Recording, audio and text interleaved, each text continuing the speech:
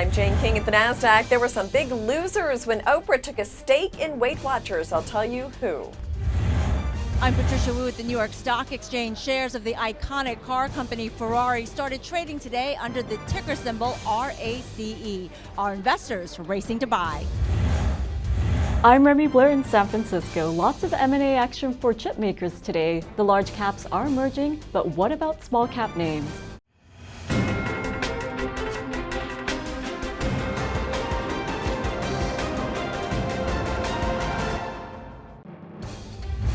Hello and welcome to Small Cap Nation. I'm Jane King at the NASDAQ market site in Times Square. There were some big losers this week when Weight Watchers soared after Oprah Winfrey said she would take a stake in the company and sit on its board.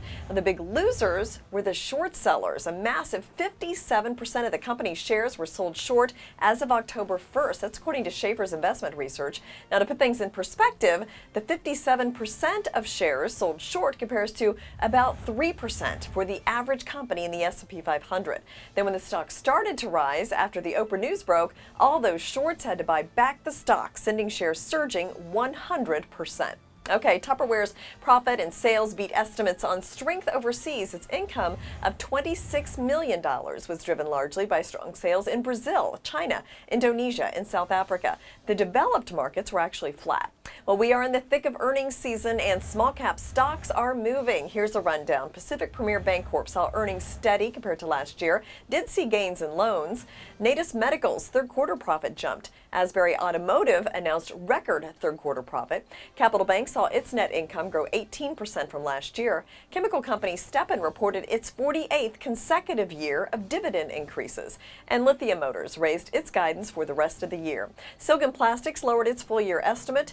And uniform maker UniFirst says it was hurt by job cuts at its energy clients. And the modern furniture maker Knoll topped earnings estimates. Okay, some small cap IPOs are expected to price today. Adesto Technologies, that's a memory chip company, is selling 6 million shares.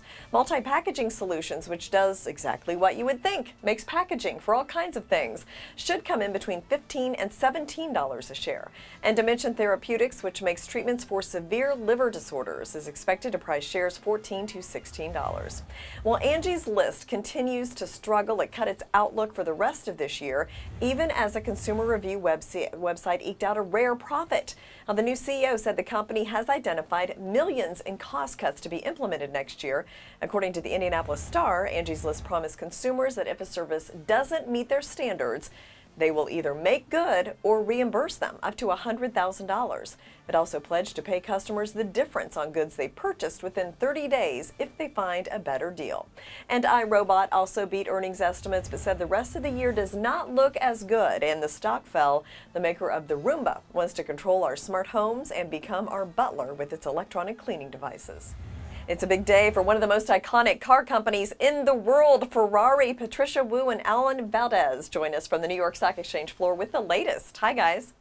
Hi, Jane. It certainly is a big day for Ferrari, and we're right in the thick of things. I'm here with Alan Valdes, Senior Partner of SilverBear Limited. So 15 minutes after the bell, $60 even. Strong opening? Yeah, real strong opening, over 2 million shares. I mean, the market cap over 10 billion now with Ferrari. So it was a great trade for the Ferraris. Great for Fiat, too. Remember, Fiat walks away with about $4 billion after the spin-off. So they had a great trade this morning also. Overall, a great day for the guys behind us. That valuation, though, do you think it's a little too luxe? Is the demand there to support that? Well, you know, that's what people are saying because it's trading at 35 times their earnings, so that's way over an average car company. But, you know, Ferrari is not an average car company, far from it. I mean, if you look at Ferrari, the average driver drives Ferrari less than 3,000 miles a year, never uses his windshield wipers because they don't take it out in the rain. It's just an amazing car company. It's an amazing brand. When you can afford a Ferrari, you have someone to drive you around. You were looking at a Ferrari, weren't you? Just looking. I mean, they're incredible out there. Outside, we have about 8 Ferraris. Total value, $25 million. The tight production, 7,000 cars a year, long delivery times. Can you have that kind of scarcity and high growth? Well, you know, that's what's going to be interesting to see because that was the really the split from Fiat was because of that $7,000 range, the $7,000 units. Ferrari says now they'll probably go to 10,000, but we have to see what kind of growth, but they want to raise the price as they go to 10,000 too, so it's interesting. I think they'll do well. I mean, it is still going to be a scarce car, even at 10,000. And of course, the price is there. The people that can afford a Ferrari are just going to pay it no matter what the price is, probably. So I like the company. I like the spin-off. I like it for both. I like it for Fiat also. Fiat's going to expand their brand also. So I think overall it's a win-win for everyone, except maybe the consumer is going to pay more for that Ferrari. But again, at that range, they don't care. Speaking of paying more, that certificate of authenticity is really key to the value of the car, and that's another source of revenue for Ferrari. That's a huge source of revenue, without a doubt. I mean, again, it's not an average car company. I mean, you don't need a certificate for my little Toyota, but here for this Ferrari, yeah, they do. There was a big problem years ago with knockoffs, so you get the certificate, and it is pretty pricey. But, you know, Ferrari also, of course, has Formula One, which they've run over 200 races, so that's a big part of their brand, too, and a big money maker for them. Of course, they got the Ferrari clothes, a little less down there, but overall, it's a great brand. The most winning manufacturer in Formula One for Ferrari. So how much is the cheapest Ferrari, like 200K? Oh yeah, I think it's actually 250,000 right now is the cheapest one out there. But overall, I mean, the demand, there's a dealer on Park Avenue here in Manhattan. They have a couple of Ferraris in the showroom, but you can't even go in and buy one. You can look at them, but it takes about, I think, a year and a half, 2 years to actually order and get delivery of your little Ferrari. So I guess you and I and 10 friends, we could all share one Ferrari. What color do you want it to be? Oh, it's got to be red. All right, Jane, you heard it. Alan and I, we're going to get a red one. What are you getting? Red, of course. Is there any other color of Ferrari? Thank you so much, Patricia and Alan. Coming up next, big news out of Silicon Valley involving Western Digital. Also, Lam Research making headlines. We'll take you to San Francisco when Small Cap Nation returns. Guys, I got the jerseys. El Nino. Aquí. Spray Dan. Oh, yeah. Don Ovan. Think that's me? You guy. It's $40. Can you cover that? I'll send it to you right now. Done. Okay, got it. So hat-trick Rick, he's the best player on our team. You get the ball, you give it to him. Great. Rick. On your phone, online, on the go, Wells Fargo makes it easy to get banking done. All right, Don, you're on. Nope, just kidding. Doug, you've been staring at that for a while, huh? Listen, TD Ameritrade has former floor traders to help walk you through that complex trade, so you'll be confident enough to do what you want. I'll pull up their number. Blammo. Let's get those guys on the horn. Ooh. Looks like it is time to upgrade your phone, Douglas. For all the confidence you need, TD Ameritrade. You got this. Let's go, Serena. Fight, fight. Come on, fight. Can't stop me now. Come on, Serena.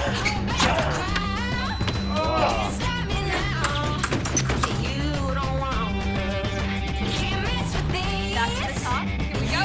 2, 4, 5, 6. Whoa, stop. Let's go back. 1, 2. Whoa, we're gonna stop there. I bet we can do it even better. It took tennis legend Serena Williams, fencing champion Tim Morehouse, and the world-famous Rockettes years to master their craft. But it took them only moments to master paying bills at Chase.com, depositing checks at Chase ATMs, and transferring funds on the mobile app.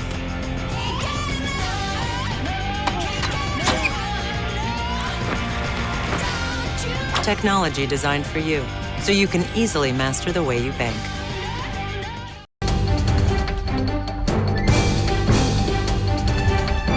In midweek trade, there's a flurry of M&A action in the semiconductor space. We've been seeing record deal making in this space. What's happening today, Remy?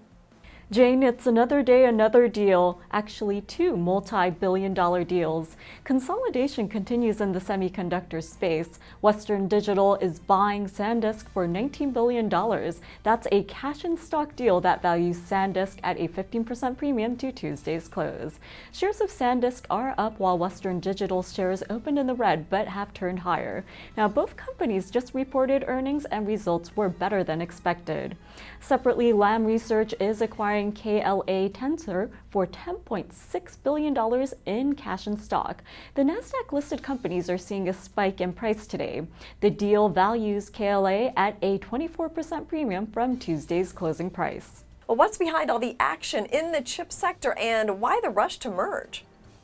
If we take a look at the deal between Lam Research and KLA, it's about cost savings.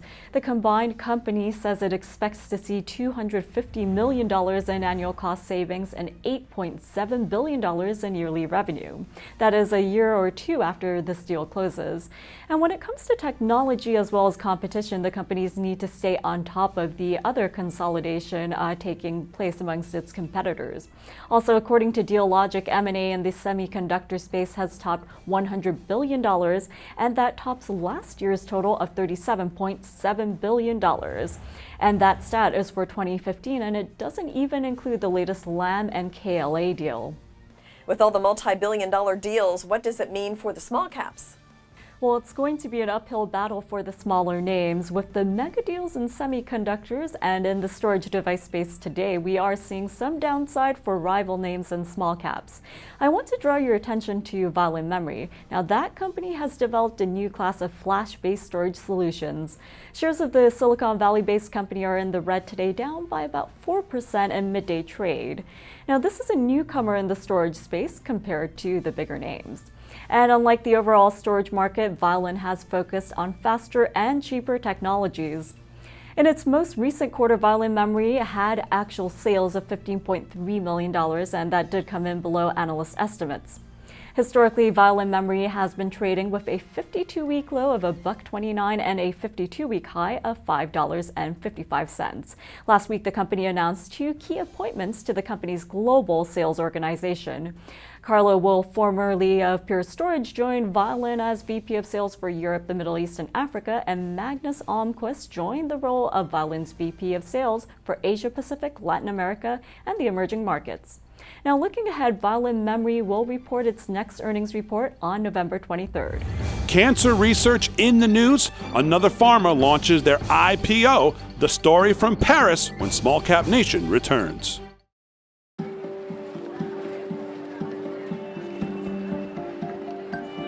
Good. Very good. You see something moving off the shelves, and your first thought is to investigate the company. You are Type E. Yes, investment opportunities can be anywhere. Or not. But you know the difference. E-Trade's barcode scanner. Shorten the distance between intuition and action. E-Trade. Opportunity is... Before they sat down, one more time, just for themselves. Before the last grandchild graced the stage. Before Katie and her husband hit that rough patch. Before Kevin finally came home and the first grandchild arrived. Before the sons-in-law, daughters-in-law, and Brad's brief brush with the law. Before the second British invasion.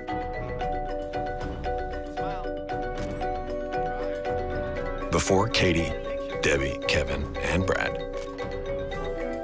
Before they became a family. There was a connection that started it all and made the future the wonderful thing it turned out to be. We know we're not the center of your life, but we'll do our best to help you connect to what is. Sometimes the present looked bright, sometimes romantic. There were tears in my eyes, and tears in my eyes.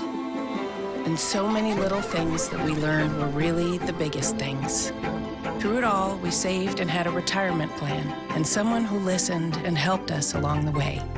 Because we always knew that someday the future would be the present. Every someday needs a plan. Talk with us about your retirement today. As we continue our look at global markets, Graham Brown is in Paris with the latest from Europe. Well, Jane, the markets in Europe have all risen again so far today, particularly in Germany, and it looks like they will get back to possibly better than the close at the end of last week. This is possibly in the hope that some direction from the ECB tomorrow with the ECB monetary policy meeting.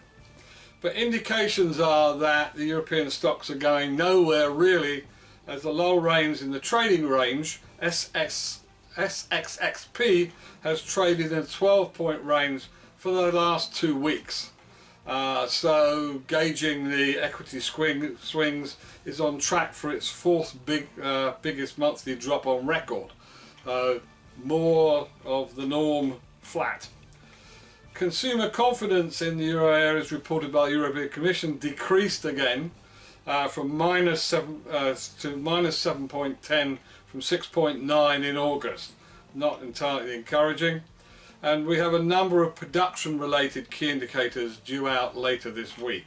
Well, Graham, what are we looking at in the small cap world in Europe today? On the IPO front, City of London Group shares, which were admitted to trading on the AIM on Tuesday, came in at a price of 27.5p against a target of 30.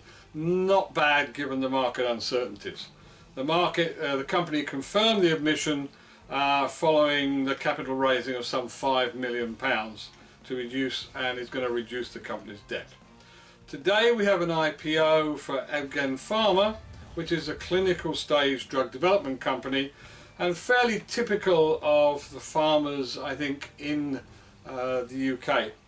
The group's objective is to establish a dominant position in the development of pharmaceuticals based on sulforane and its related analogues. The group is developing very novel therapies for specific cancers and neurological disease and multiple sclerosis, which are proving to be well tolerated. Their strategy is interesting, is to similarly target relatively rare diseases with the potential for orphan designation and conditional marketing authorization. This is where you can get much more rapid market approval, bringing the product to market, alongside their normal development, which bring in conventional drugs to market, which obviously have a much longer timeline for approval. This dual track approach affords the group a balance between potential for early revenue and later stage larger returns based on the success of the major therapeutic markets. We will get a better view of the European IPO appetite next week when we have IPO opportunities in all the major markets. Up next, we are talking biotech and the company Biogen. Back to San Francisco and Remy Blair. Small Cap Nation will be right back.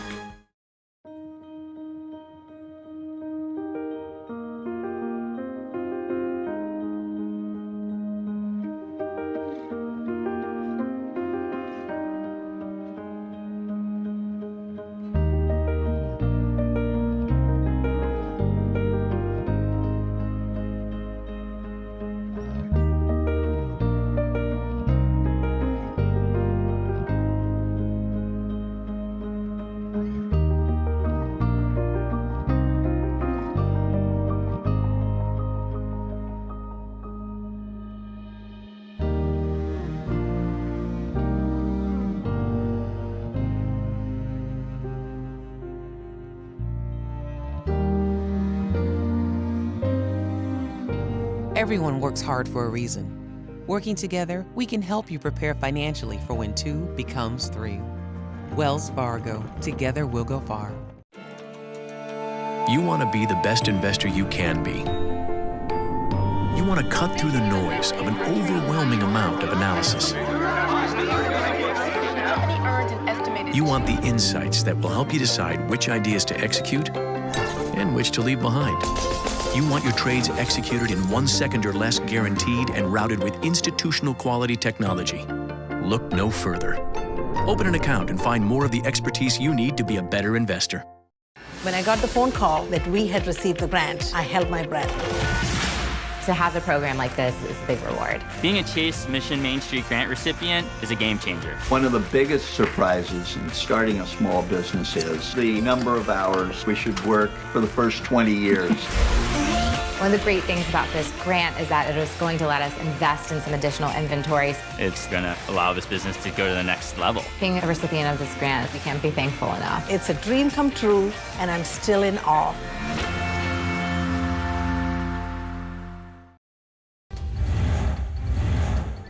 In the biotech sector, focus is on Biogen. Shares for the large cap company are soaring after it beat earnings expectations and announced job cuts. And Novartis acquired Admune Therapeutics.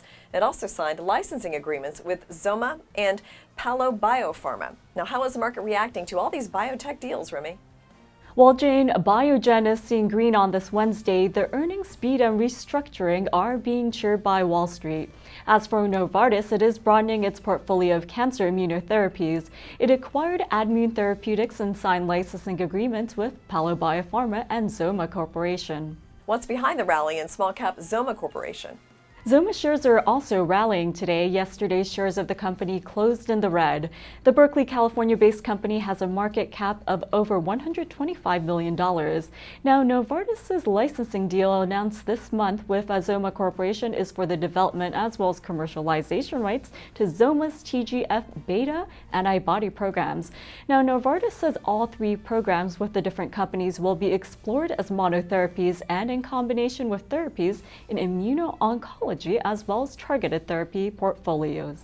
Novartis and Zoma have teamed up to create new product candidates. With the bearish downturn in biotech, what's happening to innovation in big pharma? It does go without saying that it's been a bloody quarter and bloody month in the biotech sector. Concerns about drug pricing in the U.S. along with valuation worries have all weighed on big pharma.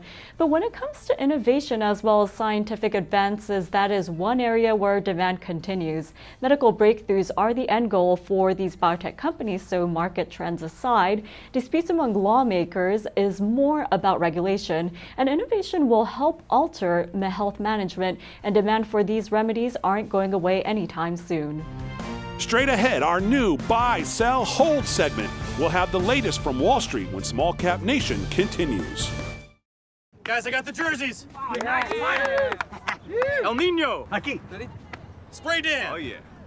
Don Ovan. Think that's me? You guy. It's $40. Can you cover that? I'll send it to you right now. Done. Okay, got it. So hat-trick Rick, he's the best player on our team. You get the ball, you give it to him. Great. Rick. On your phone, online, on the go, Wells Fargo makes it easy to get banking done. All right, Don, you're on. Nope, just kidding. Doug, you've been staring at that for a while, huh?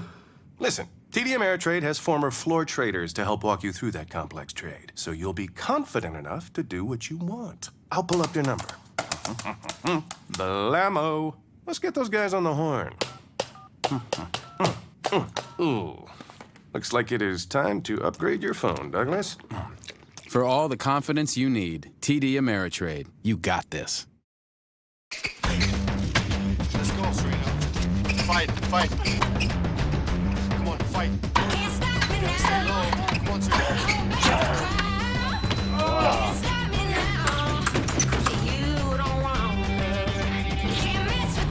Back to the top. Here we go.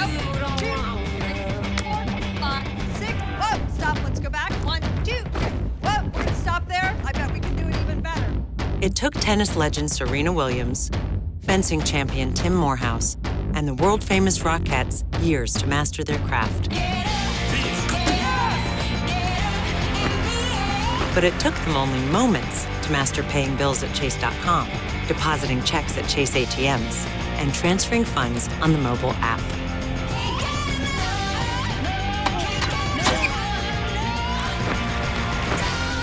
Technology designed for you, so you can easily master the way you bank.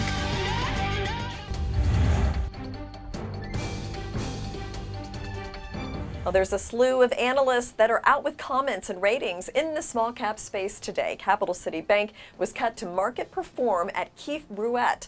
Cash America also cut to neutral at Stern AG. Cepheid upgraded at Morgan Stanley, Manitowoc cut at Morgan Stanley, and Wolverine Worldwide cut to underperform at Stern AG. Thanks for joining us for Small Cap Nation, and we'll see you back here tomorrow. Until then, check back for the latest news and research on smallcapnation.com, Facebook, and Twitter.